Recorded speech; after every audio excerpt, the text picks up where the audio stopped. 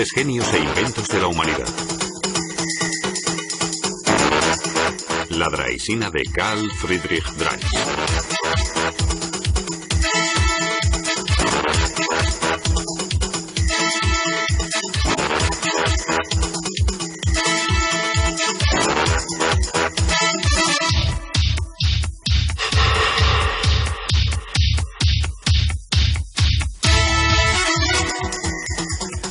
La bicicleta actual.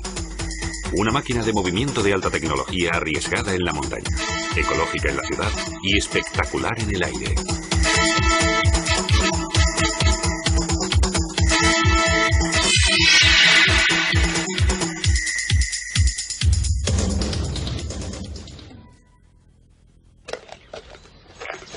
La historia de la bicicleta comenzó en la época de las diligencias. Las personas dependían de la fuerza muscular de los caballos que las transportaban en incómodos carros de madera por caminos llenos de baches. ¿Pero no podía crearse un vehículo que avanzara propulsado por la fuerza de una persona? Fue el barón Carl Friedrich Drais von Sauerbronn quien durante su retiro en el pequeño pueblo badense de Gegenbach puso los cimientos para ello.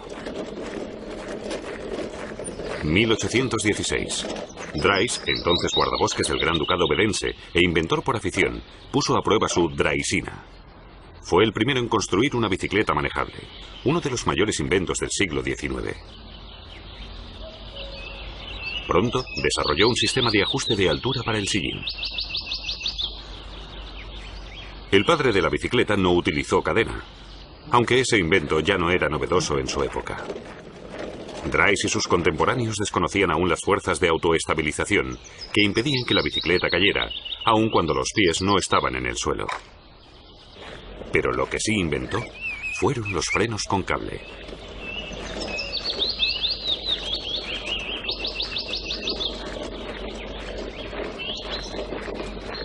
Drais señaló los puntos del cuadro de madera por los que debía pasar el cable.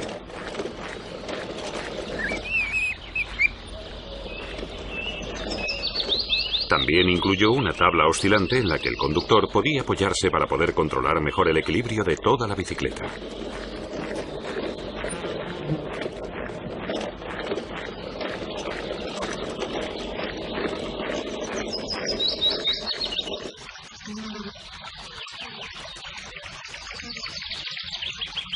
El engrasado era particularmente importante para la dirección de su construcción de madera, y Drais lo sabía. Como se ve, no necesariamente hay que usar aceite. Un trozo de tocino hace la misma función.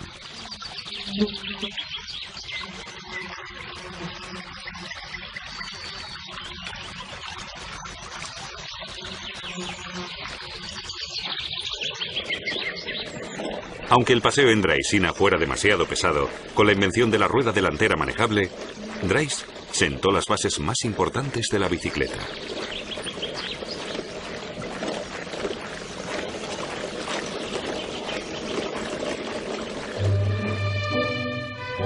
Drais nació en 1785 en Karlsruhe, antigua capital de Baden. Su padre, el barón de Drais, consejero de la corte y funcionario mayor, era un hombre muy estricto. El joven Drais se sintió atraído por las ciencias naturales. Estudió matemáticas, física y explotación agrícola. Muy pronto empezó a interesarse por posibles vehículos no tirados por caballos y construyó modelos de varias ruedas por los que solo recibió burlas. Esos intentos le llevaron finalmente a la construcción de dos ruedas. Con ella, velocipedistas entrenados podían alcanzar una velocidad de hasta 20 kilómetros por hora.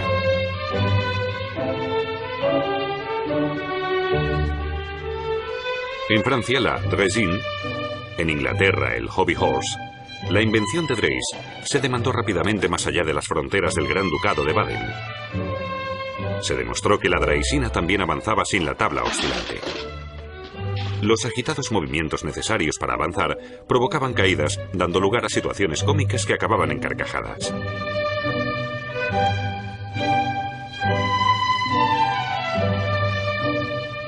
La Draisina se puso de moda, también entre las damas, que de igual forma se convirtieron en el blanco de muchas caricaturas. Drais distinguió la marca de las draisinas fabricadas por él con esta placa que se copió, mayoritariamente sin licencia, en toda Europa. Por tanto, Drais no pudo disfrutar de las ganancias de su invento. Un viaje de investigación de varios años a Brasil lo alejó bastante de la vida social. Pero en Brasil encontró la inspiración para su próximo invento. Su máquina de escribir fue precursora del alfabeto Morse. Sin embargo, durante mucho tiempo nadie se interesó por Drais y sus ideas. Convertido en un bicho raro, objeto de burlas, tuvo que llevar una vida mediocre, exhibiendo su draisina como un feriante. Solo 40 años después de su muerte, se le hizo un monumento digno al inventor de la bicicleta. Drais era un práctico. No conocía en absoluto las bases físicas de su invento. ¿Por qué no se cae la bicicleta mientras está en movimiento? Una de las causas es el principio de la peonza. En el momento en que deja de recibir impulso, la peonza cae. Pero, al ponerse en movimiento, reacciona con fuerza y rigidez ante las perturbaciones con un movimiento regular. La fuerza que interviene aquí se denomina inercia giroscópica. Por esta fuerza, el eje de la peonza se mueve ahora dibujando un cono. Lo mismo sucede con la bicicleta. Una fuerza afecta a la rueda desde el exterior. Esta reacciona cayendo y, por la inercia giroscópica, forma un movimiento regular de 90 grados. Entonces entra en juego una segunda fuerza, la fuerza centrífuga. Todos los cuerpos que poseen un movimiento circular son empujados constantemente hacia afuera y alejados del centro. Este empuje es lo que vuelve a enderezar la bicicleta y tiende a ponerla en posición vertical. Se origina en la parte delantera. La autoestabilización también está determinada por la distancia entre el eje conductor y la prolongación hasta la cubierta de la rueda. Actúa como un brazo de palanca. Cuanto más grande es, más eficaz es de cara a la estabilidad.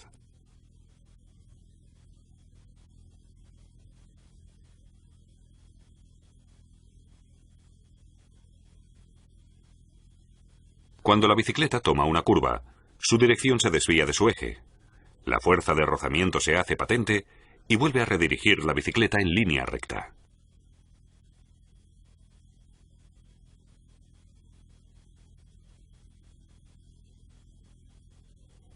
El giro constante de los movimientos compensatorios tiene como consecuencia un pequeño movimiento en curva. Pero si lo observamos bien, avanza en línea recta.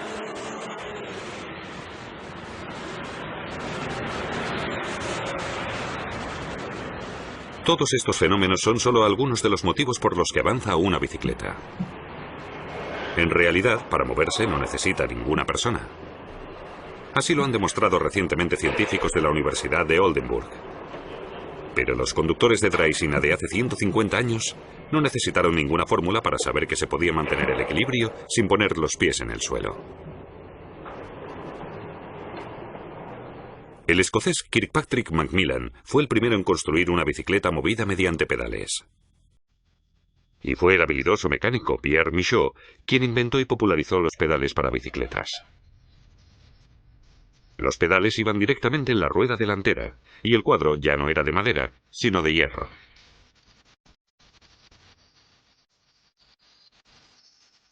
Las damas más atrevidas se lanzaron a probar la bicicleta.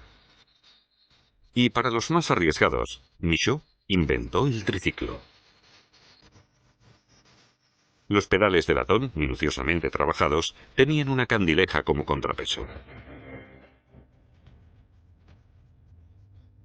Se fue viendo que el equilibrio aumentaba con el tamaño de la rueda delantera. Comenzaba el desarrollo de la bicicleta de rueda alta. El ciclista ya no estaba sentado en un medio de transporte, sino que se trasladaba practicando un deporte al aire libre. Los parques pronto se convirtieron en pistas de carreras. Pero la bicicleta de rueda alta tenía una gran desventaja. Cada vez que frenaba, el ciclista se arriesgaba a salir propulsado y caer.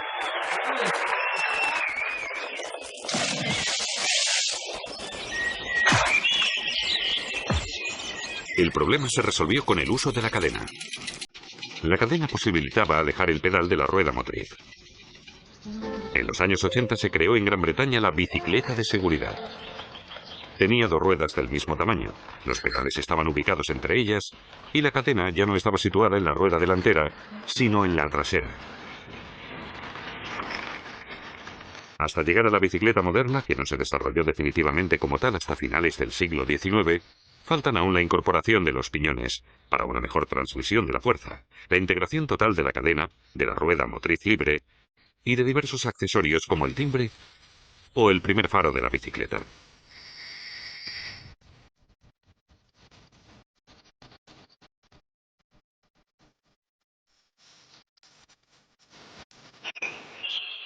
Otro gran hito: los neumáticos del veterinario irlandés John Dunlop. Tubos hinchados con aire recubiertos con una envoltura de goma dura. Un neumático de goma y el neumático Dunlop con unas características de funcionamiento muy mejoradas.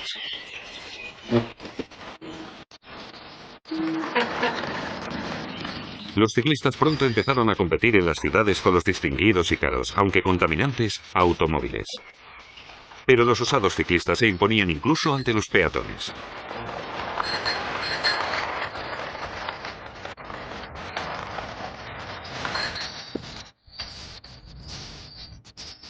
Pronto llegaron los castigos. Se intentó resolver el aumento de accidentes con la implantación de un carnet de conducir bicicleta y un código de circulación.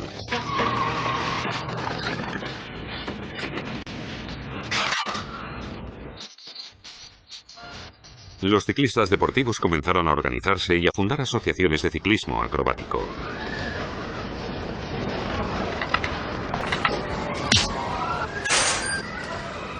Empezaron a disputarse competiciones de forma periódica, como el Tour de Francia, y se crearon nuevas formas de ciclismo deportivo. El ciclismo en pista y la persecución por equipos empezaron a disputarse como deportes en los estadios.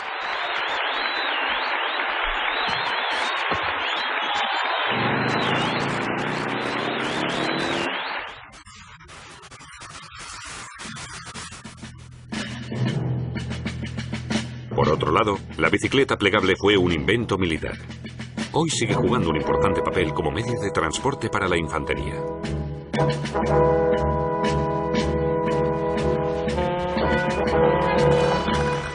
En la actualidad, la bicicleta se utiliza sobre todo como medio de transporte en las ciudades.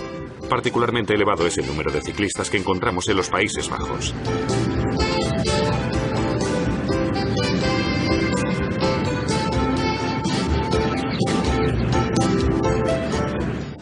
Una imagen del país de la bicicleta.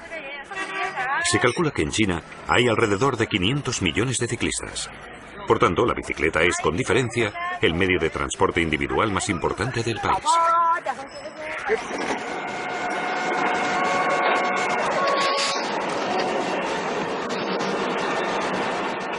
Actualmente, la producción de bicicletas está muy automatizada.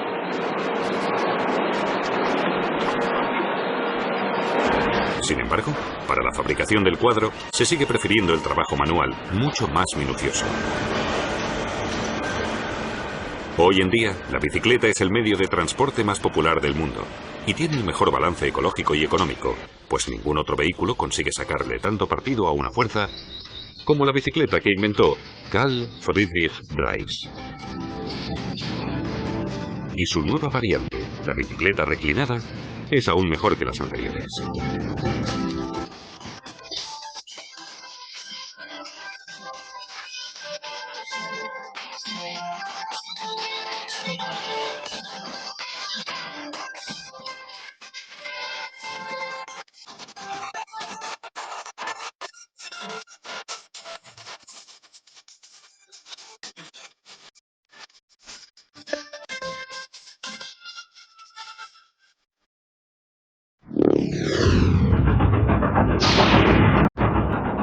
Grandes genios e inventos de la humanidad.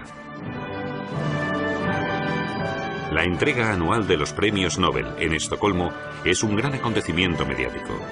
Cada uno de los premiados recibe 1 millón de euros.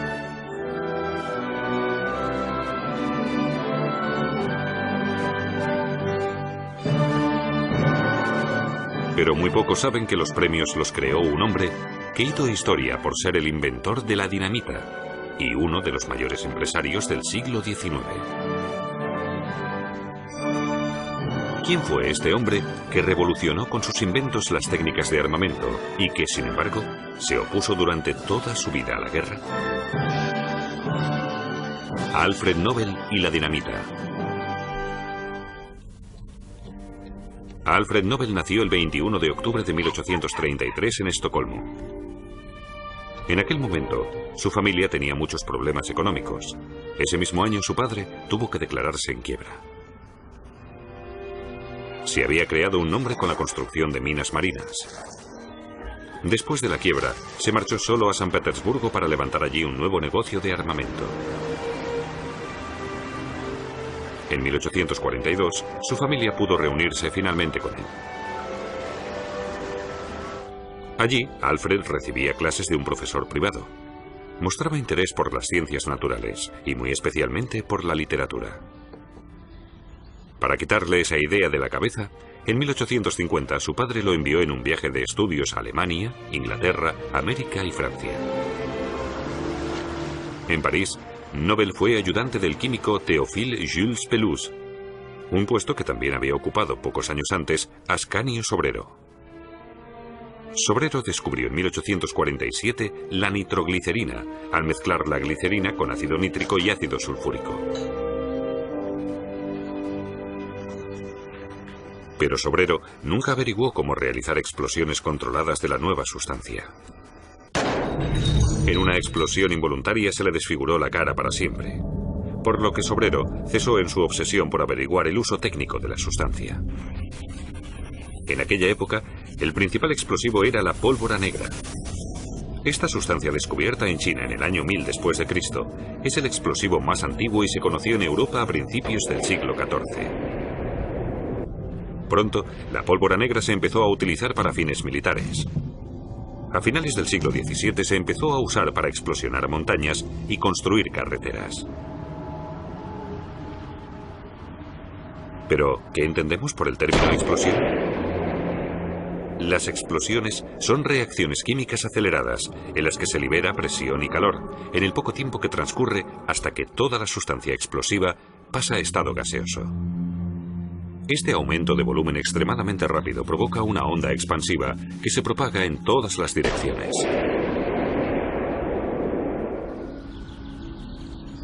Cuando Alfred Nobel regresó a San Petersburgo en 1853, comenzó a investigar la nueva sustancia que había descubierto Sobrero.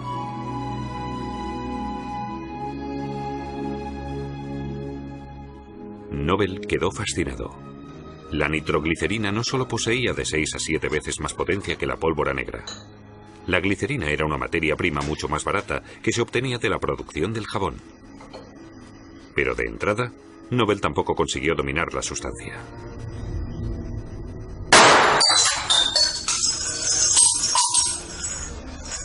Por la guerra de Crimea, en aquella época el negocio de los Nobel empezó a ir mejor. Produjeron, entre otras cosas, las minas marinas que impidieron a la flota inglesa atacar San Petersburgo. Pero conforme iban perdiendo la guerra, los rusos se iban quedando sin materias primas para fabricar más armamento. En 1863, la empresa Nobel vuelve a ir a la bancarrota y la familia regresa de nuevo a Estocolmo.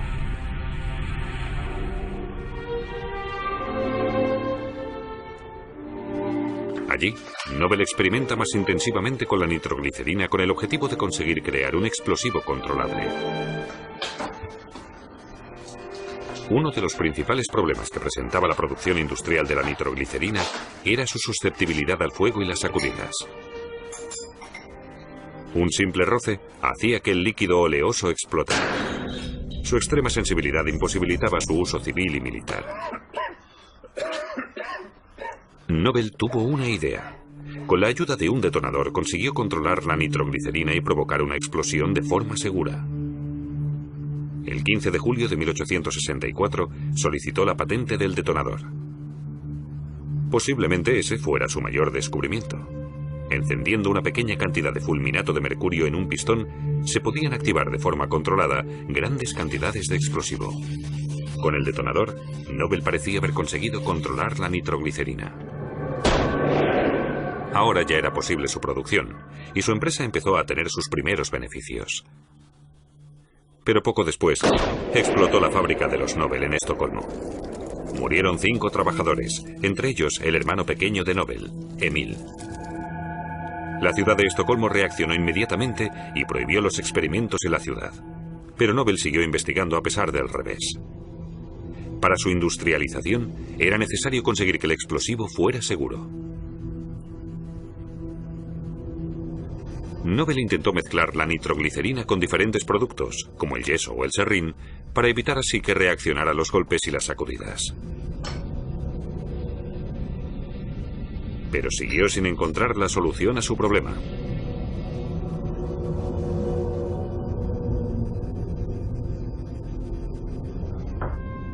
Para evitar los riesgos de transportar la sustancia, Nobel inició la fabricación propia de nitroglicerina en diferentes países y patentó el producto en cada uno de ellos como el aceite explosivo de Nobel.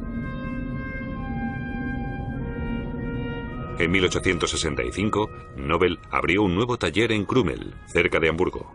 Pero apenas un año después, una parte quedó destruida a causa de una grave explosión.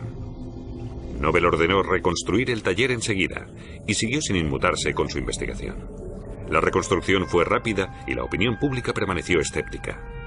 No tuvo tanta suerte en otros países, donde se discutía una posible prohibición de la sustancia. Pero Nobel estaba convencido de que el accidente se debía únicamente a una mala utilización del producto. Y el destino volvió a ayudarle. En Krümmel se derramó un poco de aceite explosivo y el líquido fue absorbido por la tierra de diatomeas que había en la caja para protegerlo de los golpes. Este polvo poroso resultante de la fosilización de algas primitivas era el material que tanto tiempo llevaba buscando Nobel. Insensibilizaba el aceite explosivo ante los golpes y las sacudidas. Además era muy barato, pues en Krümmel había grandes yacimientos de diatomita y se podía extraer muy fácilmente. Nobel mezcló 3 partes de aceite explosivo con una de tierra de diatomeas hasta obtener una pasta. Así creó un nuevo explosivo sólido que se podía proporcionar al gusto. Debido a su enorme potencia la llamó dinamita, por la traducción al griego de la palabra fuerza, dinamis. Este era el explosivo que el mundo estaba esperando. Una gran ventaja de la dinamita es que podía fabricarse en forma de barra. Mediante nuevas técnicas de perforación, el explosivo se podía introducir directamente en la zona a explosionar. La enorme potencia podía literalmente mover las montañas. Por fin se pudieron llevar a cabo grandes construcciones como el túnel de San Gotardo, el canal de Corinto o el canal de Panamá.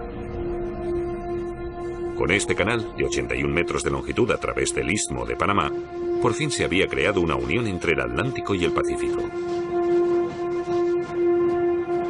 Con él, la vía marítima entre Nueva York y San Francisco se acortó más de la mitad.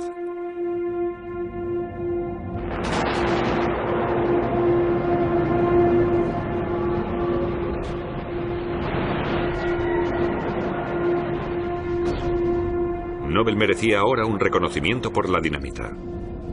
Su producción en Krümmel se duplicaba anualmente, y Nobel abrió nuevas fábricas en Alemania, Inglaterra y Estados Unidos.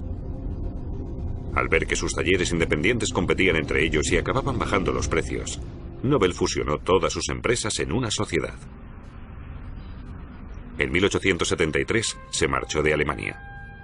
Por motivos de salud, Nobel, que caía enfermo muy frecuentemente desde su juventud, se trasladó a París.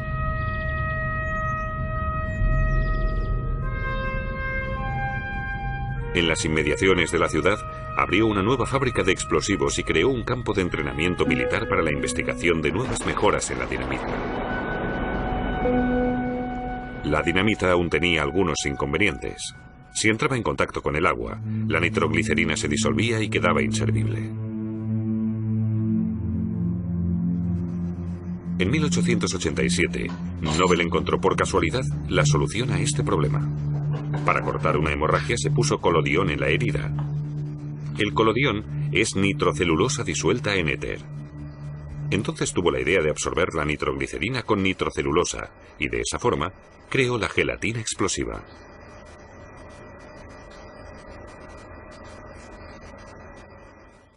Este explosivo no solo tenía la ventaja de ser mucho más potente por su elevado contenido de nitroglicerina. Además, no era disoluble en agua y, por tanto, permitía también las detonaciones debajo del agua.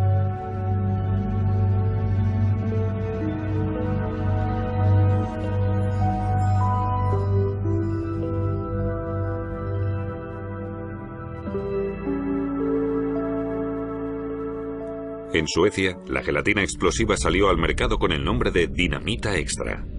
Este producto gelatinizado de nitroglicerina es lo que actualmente conocemos como dinamita. Nobel cobró crédito como investigador y empresario en todo el mundo. Para proteger sus inventos con patentes, viajó con muestras de explosivo en el equipaje de mano por medio mundo.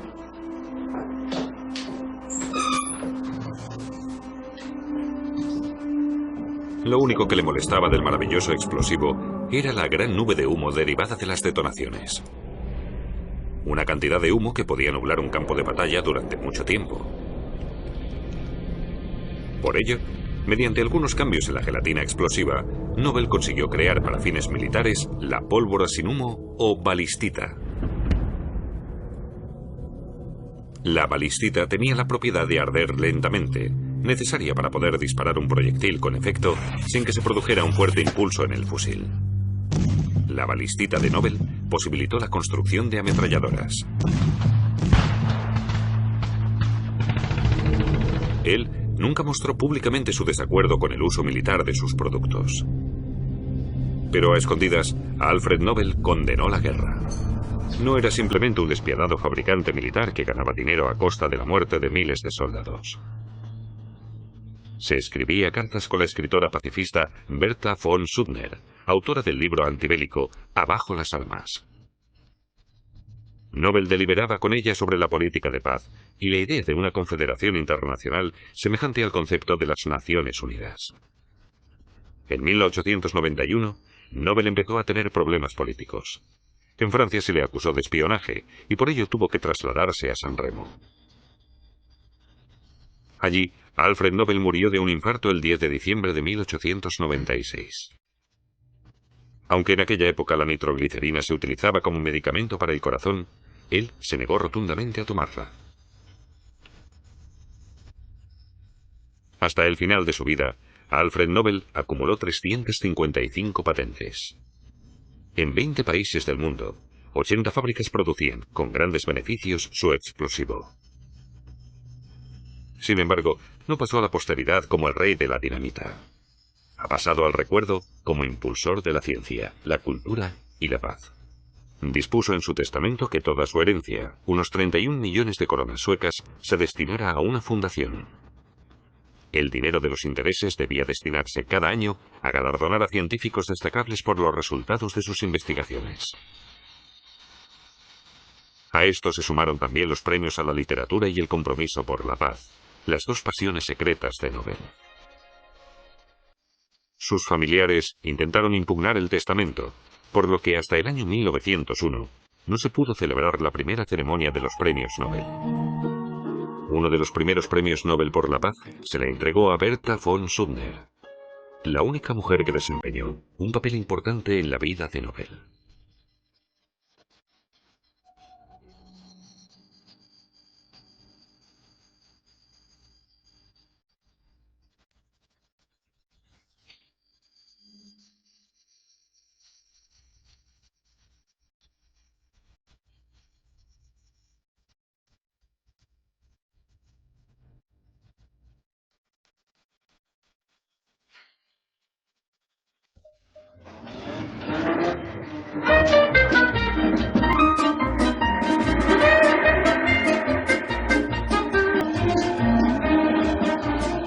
Grandes genios e inventos de la humanidad.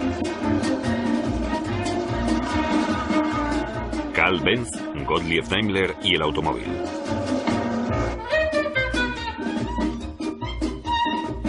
El automóvil ha marcado nuestra época más que ningún otro invento.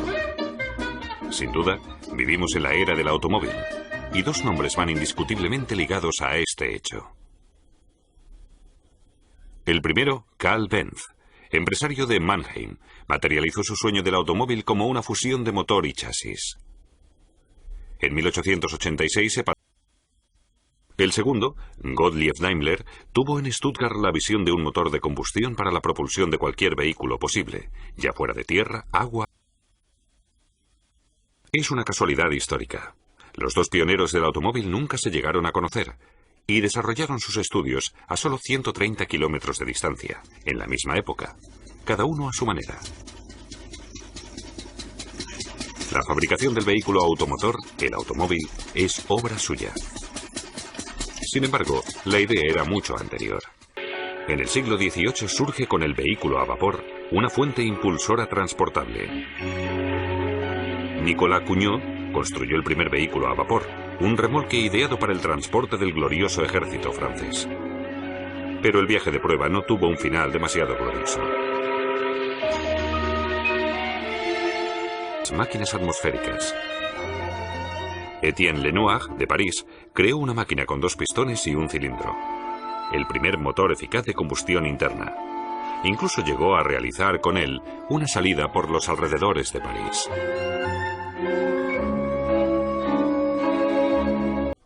El ciclo de Otto, uno de los inventos del siglo. El pistón, en su descenso, crea un vacío dentro del cilindro. A través de una abertura de admisión, penetra en él la mezcla aire-combustible. Después, en su ascenso, el pistón comprime la mezcla que en ese momento se inflama.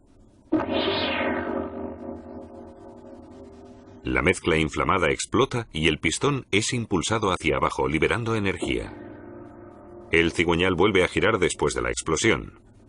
Y en el último tiempo, los gases son expulsados por el ascenso del pistón.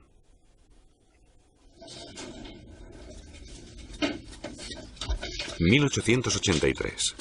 Hacía un año que Daimler había dejado la fábrica de motores de Deutz para emprender su propio camino en Stuttgart. Daimler invirtió todo su capital en un único objetivo: conseguir mejorar el motor de 4 tiempos haciéndolo más ligero y compacto.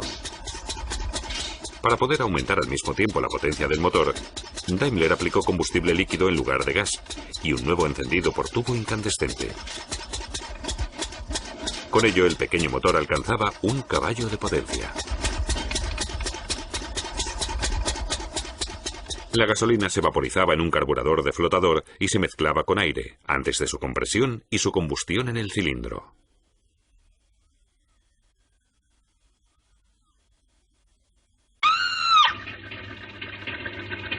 Aunque así lo creyeran muchos contemporáneos, no serían los espíritus los que harían peligrar los viñedos de Stuttgart en 1885, sino Daimler con su bicicleta a motor.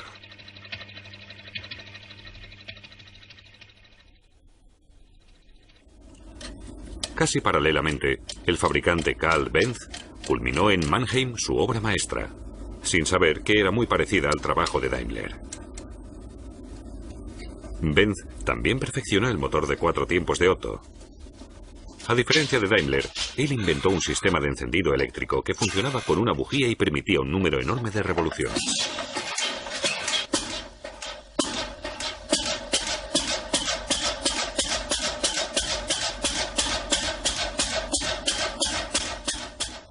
En julio de 1886, Benz realizó su primer viaje de prueba con su coche de 3 ruedas.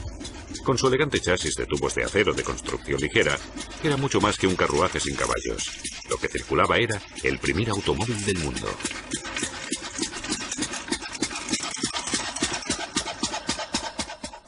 Desde el momento de su culminación, este prototipo estaba preparado para fabricarse en serie.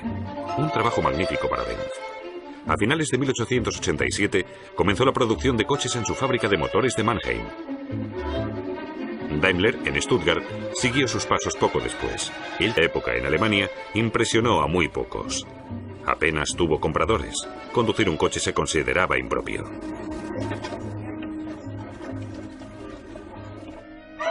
Todo lo contrario pasó en Francia, donde Benz y Daimler celebraron el éxito de sus ventas. La primera carrera automovilística del mundo se celebró en tierras francesas: París, Burdeos y vuelta. También participaron coches de vapor y vivieron su particular Waterloo. Los nuevos coches de gasolina les ganaron de forma aplastante. El ganador del recorrido de 1200 kilómetros Un coche con un motor Daimler.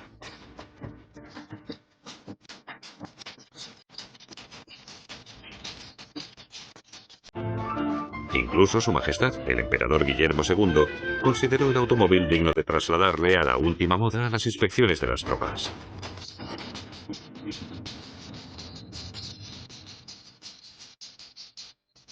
Con el título Rey del Automóvil, se condecoró a otro dirigente, Henry Ford, soberano de miles de trabajadores del sector en Detroit. Ford revolucionó la producción automovilística.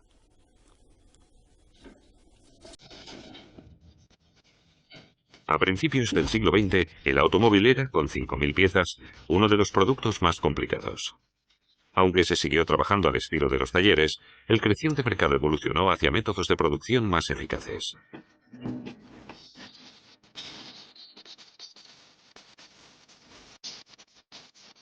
En 1913, Ford introdujo la cadena de trabajo para la fabricación de su modelo T.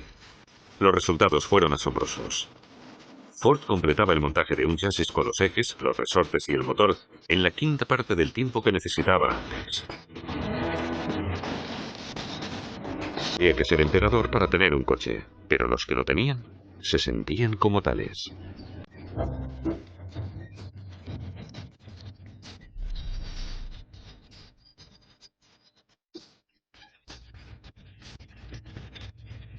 Poco antes de la Primera Guerra Mundial, el enorme coche de motor se había transformado en un automóvil más reducido y estirado. Por norma general, predominaban los coches descubiertos con el motor delante y la transmisión detrás.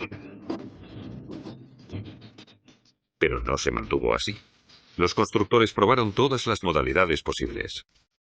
Así, se fabricaron modelos con la transmisión en el eje delantero en lugar del trasero, con lo que se distribuía mejor el peso del motor sobre la rueda motriz y que de cara a la estructura ahorraba mucho espacio.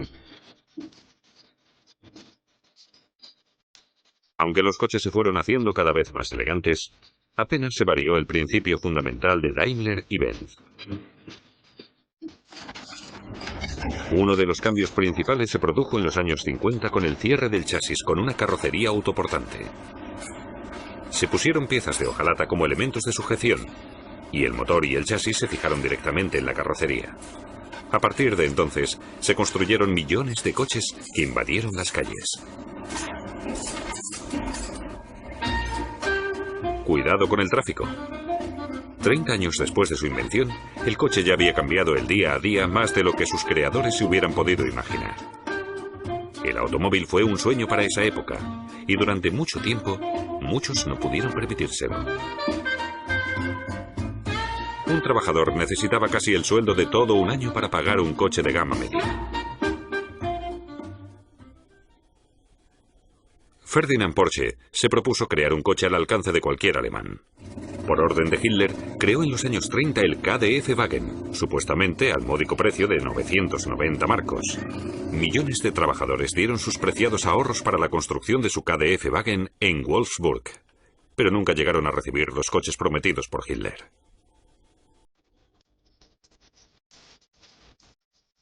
En cuanto acabó la guerra, los alemanes viajaron con sus KDF-Wagen hacia el milagro económico, y sobre todo, hacia Italia.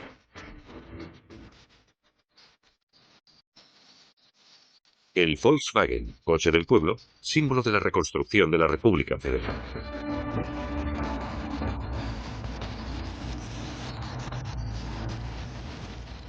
Había comenzado la etapa de la motorización masiva, y con ella surgieron nuevos desafíos. La seguridad de los pasajeros se convirtió en una de las mayores prioridades en la fabricación.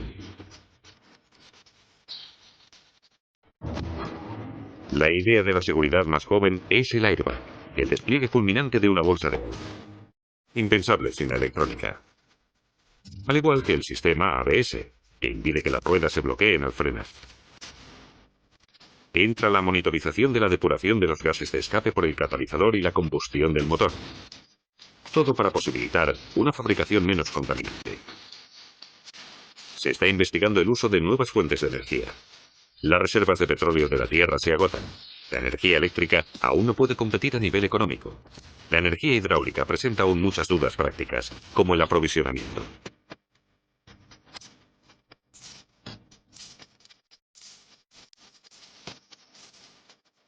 Pero las soluciones empiezan a ser urgentes. Los 400 millones de coches que hay en las calles de todo el mundo generan impactos medioambientales como el calentamiento, la contaminación o el desgaste energético. Nuestros abuelos lo tuvieron mejor. Ellos pudieron disfrutar de la diversión de conducir en la época en que las empresas de los creadores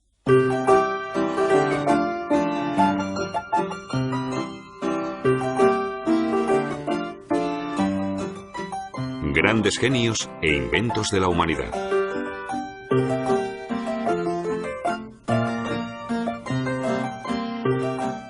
El avión de los hermanos Wright.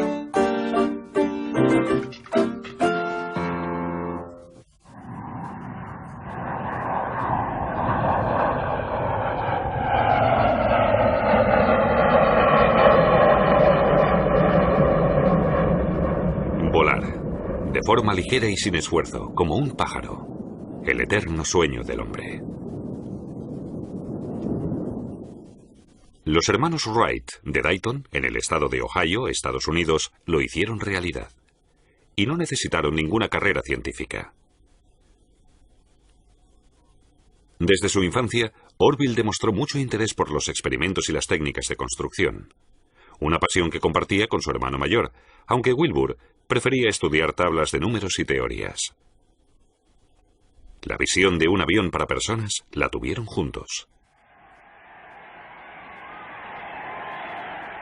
El primer reactor de los Wright no tenía nada que ver con los actuales jets. Pero ya entonces, Orville y Wilbur resolvieron los principios de las preguntas de aerodinámica del control de la dirección y de la propulsión.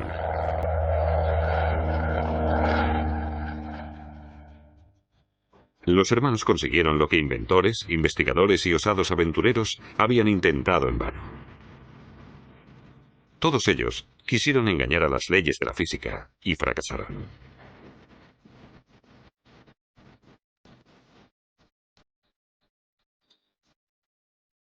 Leonardo da Vinci diseñó en el siglo XV unas enormes alas que el hombre podría mover con su fuerza muscular y así propulsarse igual que los pájaros. Pero todo quedó en una teoría. Nadie llegó a probar nunca su construcción. El inglés Sir George Cayley fue el primero que propuso en el siglo XVIII una teoría y práctica de la aerodinámica. Incluso construyó un planeador, con el que llegó a realizar pequeños vuelos. Lo que en su día comenzó Cayley, lo retomó Otto Lilienthal en Berlín a finales del siglo XIX. El ingeniero tomó a las cigüeñas como modelo. Observándolas descubrió que la forma arqueada de sus alas era lo que proporcionaba elegancia y ligereza a su vuelo. Mirándolas descubrió también el secreto del vuelo mecánico, que pudo exponer de forma teórica en 1889 en su libro El vuelo de los pájaros como base de la aviación. Lilienthal fue el primero en demostrar que el ala debía tener un mayor arqueamiento en la parte superior que en la parte inferior.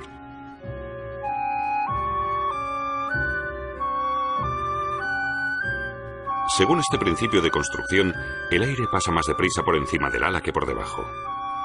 Eso reduce la presión que tiene encima y facilita que flote. Este proceso es el que eleva el avión en el aire.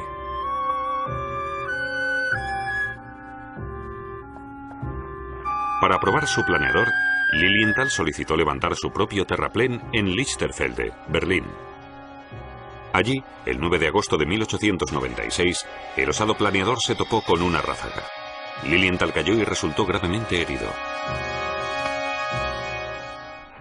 Un día después, falleció.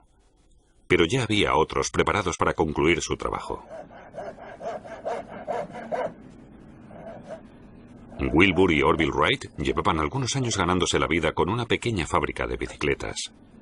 Desde hacía tiempo, habían acondicionado uno de sus talleres para su investigación en la creación de un avión. El accidente mortal de Lilienthal había despertado el enorme interés de los hermanos Wright por la aviación. Pronto descubrieron que los cálculos del impulso que había hecho el alemán no eran exactos, y probablemente esos fallos le habían costado la vida.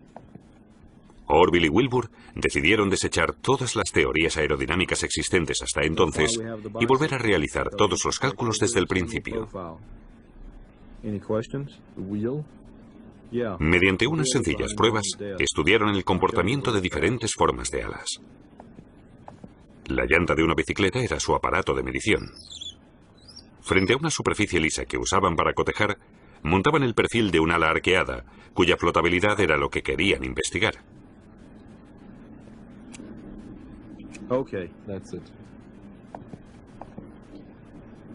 Hasta aquí la teoría.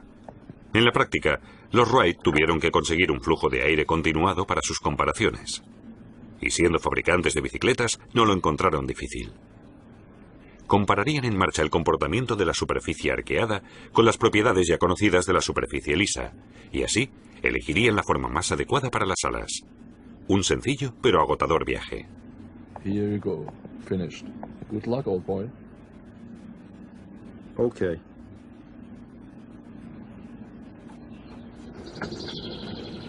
Con el tiempo, los Wright consiguieron predecir el comportamiento de unos 200 perfiles de ala en cada ángulo de inclinación. Fueron los primeros en aportar datos demostrados sobre las leyes más importantes de la aerodinámica. En invierno, la compañía de bicicletas Wright en Dayton se cerró. Los dueños habían tomado una decisión de trascendencia. Después de alentadoras pruebas con una cometa, Wilbur y Orville querían construir un planeador grande, el primer avión Wright. Con el material, las herramientas y las maletas, los hermanos emprendieron su camino. Un viaje a la perdida costa atlántica, a miles de kilómetros hasta Kitty Hawk, ciudad que habían elegido para sus pruebas por su régimen de vientos. Allí, los Wright escribirían sus importantes escritos técnicos, aunque su escasa vivienda no lo aparentara. Kitty Hawk, el primer aeródromo del mundo. Los hermanos volaron enseguida, alternándose en el puesto de piloto varios cientos de metros. Todos sus cálculos eran correctos. La dirección del planeador funcionaba como era de esperar. El timón de profundidad estaba delante, al contrario que en la actualidad. Por ello parecía que el avión volara hacia atrás. Kitty Hawk fue un éxito, a pesar de varios aterrizajes forzosos. Pero los Wright tenían claro cuál debía ser el siguiente paso. Su planeador necesitaba un motor. Tenían que darse prisa, pues su fiero competidor, Samuel Langley, de Washington, preparaba ya en 1903 el primer avión con motor, su denominado aeródromo. Con un motor Otto, el avión de Langley alcanzaba 52 caballos de potencia y fue una creación completamente nueva de Alemania. Se organizó que despegara desde una casa flotante e iniciara su vuelo sobre el río Potomac. El 8 de diciembre de 1903 se esperó el despegue con gran expectación.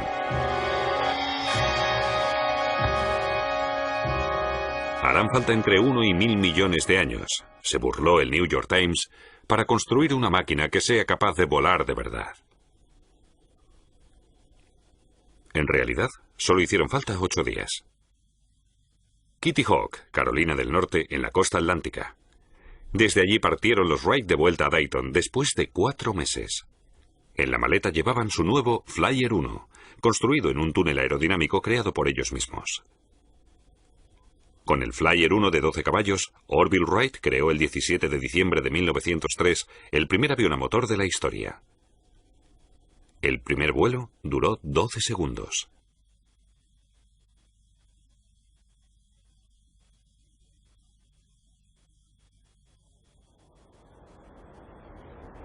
Ese mismo día, los hermanos llevaron a cabo más vuelos.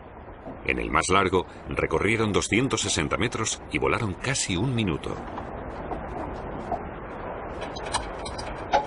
Posteriormente, convirtieron su Flyer patentado en un aparato de vuelo, con el que se podía permanecer el tiempo que se deseara en el aire.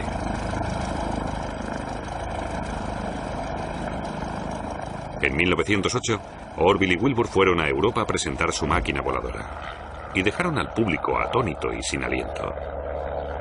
Se propagó entonces por todo el mundo que 2 entusiastas de Dayton, Ohio, habían hecho realidad el eterno sueño del hombre: volar. El gran mérito de los Wright fue el de ser los primeros en descubrir cómo controlar un avión en el aire. Sus técnicas a día de hoy siguen sin haberse cambiado. El cabeceo, el movimiento de arriba a abajo en torno al eje, en el Flyer 1 lo controla el timón de profundidad. En los aviones modernos, el timón de profundidad realiza la misma función. Para el balanceo, rotación del avión en torno a su eje longitudinal, los Wright idearon un mecanismo de unión de los extremos de las alas. El piloto lo controlaba con las piernas.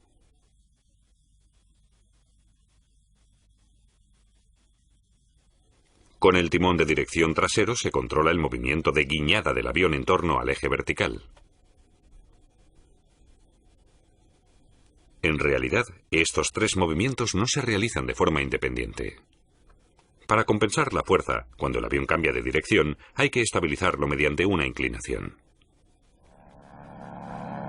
Todavía hoy, para mover el avión, tiene que haber una relación correcta entre la velocidad, la inclinación del avión y el ángulo de inclinación de las alas.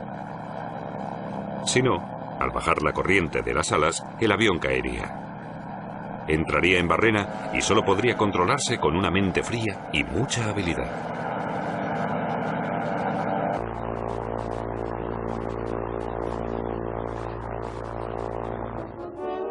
Exactamente eso necesitaban a principio de siglo los osados pilotos que se dedicaron en cuerpo y alma al nuevo deporte.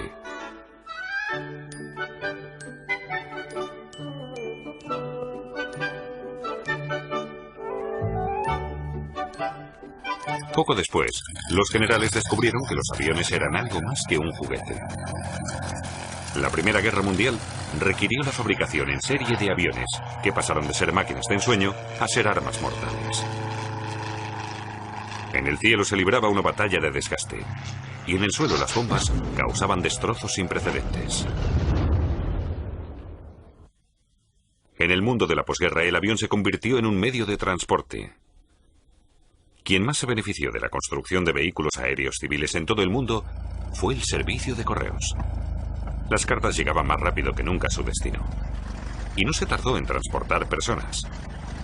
A mediados del siglo XX se inauguró la primera compañía de vuelos de pasajeros.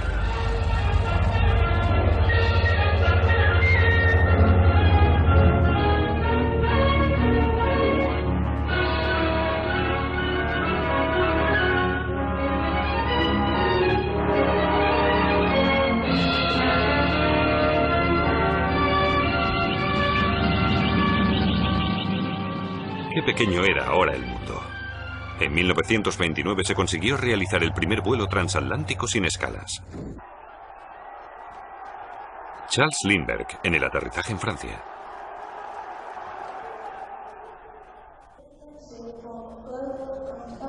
Treinta años después, la hazaña de Lindbergh de cruzar el Atlántico ya no era nada del otro mundo.